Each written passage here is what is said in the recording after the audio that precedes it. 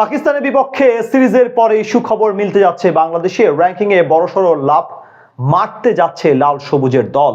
ক্যারিবিয়ানদের টপকে উন্নতি হবে টাইগারদের। সিরিজের ফলাফলের উপর নির্ভর করে বাড়বে মিরাজ, শান্ত, লিটনদের রেটিং। পাকিস্তানের বিপক্ষে তবে কেমন ব্যবধানে জিতলে র্যাঙ্কিংয়ে উন্নতি হবে বাংলাদেশে, সেটাই জানবো প্রতিবেদনের বাকি অংশ থেকে।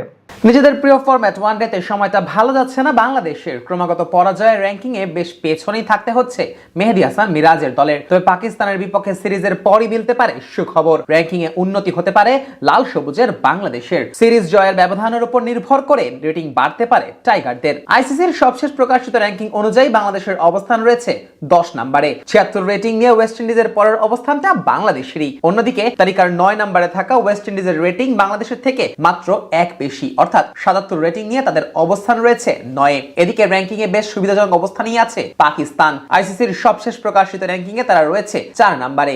103 রেটিং পয়েন্ট নিয়ে অস্ট্রেলিয়ার পরেই রয়েছে তাদের অবস্থান। এমন দলের বিপক্ষে জয় পেলে র্যাঙ্কিং এ উন্নতি হবে টাইগারদের। পাকিস্তানের বিপক্ষে ঘরের মাঠে প্রথম ম্যাচ জয় পেলেই র্যাঙ্কিং এ ওয়েস্ট ইন্ডিজকে টপকে যাবে লাল সবুজরা। সেই ম্যাচ জিতলে বাংলাদেশের রেটিং বেড়ে গিয়ে দাঁড়াবে 78-এ, অর্থাৎ তখন র্যাঙ্কিং এ তাদের অবস্থান দাঁড়াবে 9 নম্বরে। এখন 3 ম্যাচের এই সিরিজে বাংলাদেশ যদি জয় লাভ করে তাহলে সিরিজ শেষে বাংলাদেশের অবস্থান থাকবে 9-এ। তবে সিরিজ জয়ের ব্যবধানের উপর নির্ভর করবে বাংলাদেশের রেটিং কই গিয়ে ঠেকে। যদি পাকিস্তানের বিপক্ষে 3 ম্যাচের 3টিতেই জয় তুলে নেয় টাইগাররা, তাহলে তাদের রেটিং বাড়বে সবচেয়ে বেশি। সেক্ষেত্রে বাংলাদেশের রেটিং গিয়ে দাঁড়াবে 81-তে। ফলে ক্যারিবিয়ানদের থেকে বেশ অনেকটাই এগিয়ে যাবে লাল সবুজেরা। বাংলাদেশ যদি 3 ম্যাচের এই সিরিজে 1 ম্যাচ হেরেও যায় তাও র্যাঙ্কিং এ উন্নতি করবে। সেক্ষেত্রে যদি বাংলাদেশ 2-1 ব্যবধানে সিরিজ জিতে যায় তাহলে টাইগারদের রেটিং বেড়ে গিয়ে দাঁড়াবে 79-তে। তবে যদি বাংলাদেশ পাকিস্তানের বিপক্ষে এই সিরিজে হেরে যায় তাহলে রেটিং বাড়লেও র্যাঙ্কিং এ উন্নতি হবে না টাইগারদের। 2-1 ব্যবধানে সিরিজ হারলে বাংলাদেশের রেটিং হবে 77, তবে র্যাঙ্কিং এর অবস্থান থাকবে সেই 10 নম্বরেই।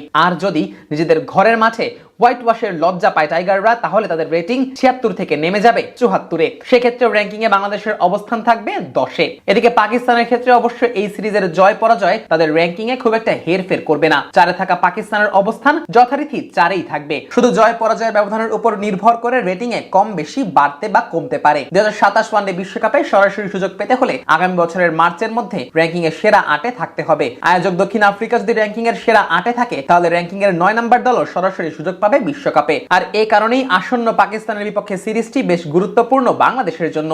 এই সিরিজে পাকিস্তানকে হোয়াইট ওয়াশ করতে পারলে রেটিং এ বেশ বড়সড় বুস্ট পাবে টাইগাররা। সেক্ষেত্রে পরবর্তী সিরিজগুলোতেও আরো ভালো করতে পারলে র্যাঙ্কিং এর সেরা দল হিসেবে বিশ্বকাপে খেলার সুযোগ পাওয়ার পথটা সহজ হবে টাইগারদের জন্য। এখন দেখার পালা ঘরের মাঠে কঠিন প্রতিপক্ষের বিপক্ষে খেলে র্যাঙ্কিং এ কতটা সুবিধা নিতে পারে মেহেদী মিরাজের দল।